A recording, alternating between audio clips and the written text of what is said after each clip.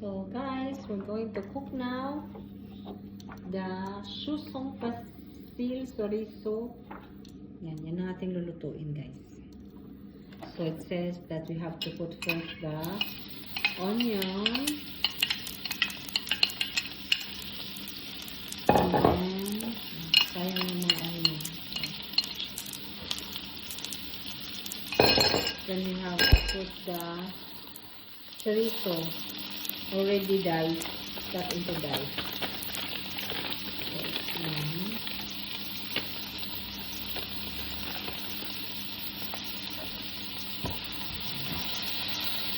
So, lang natin. Very lang, mababang apoy lang. Very low fire. And next,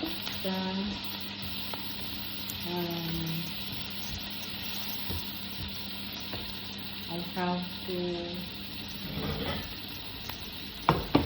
put the tomato here. Tomato sauce.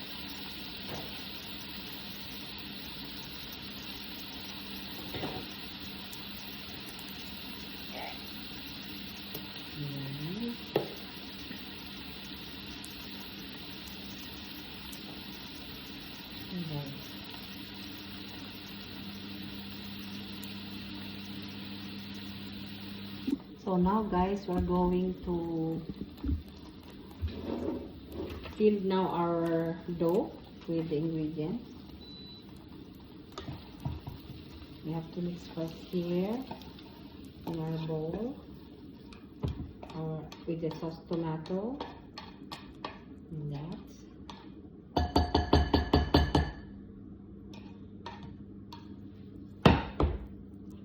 So it's already mixed. And then we'll fit it here.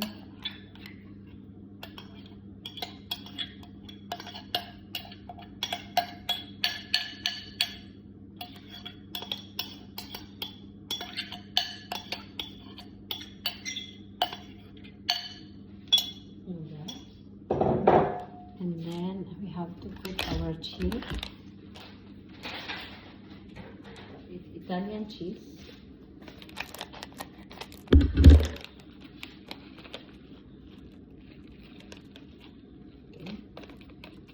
And then we will put our mozzarella cheese. Okay.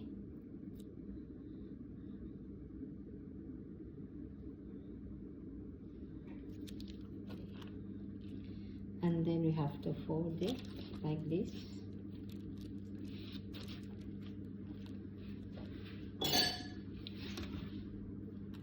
And then we have to close.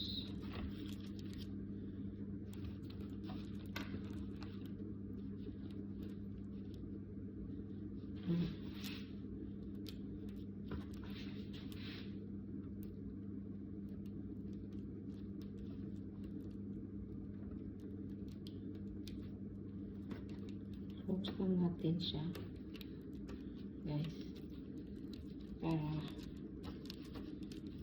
hindi tumagas yung ating sauce. Oh, tumagas na. Bali, para lang siyang empanada. Voila!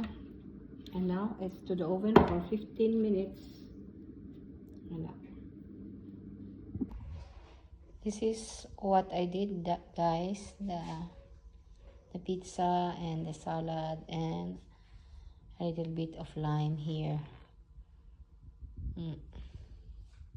Bon appetit.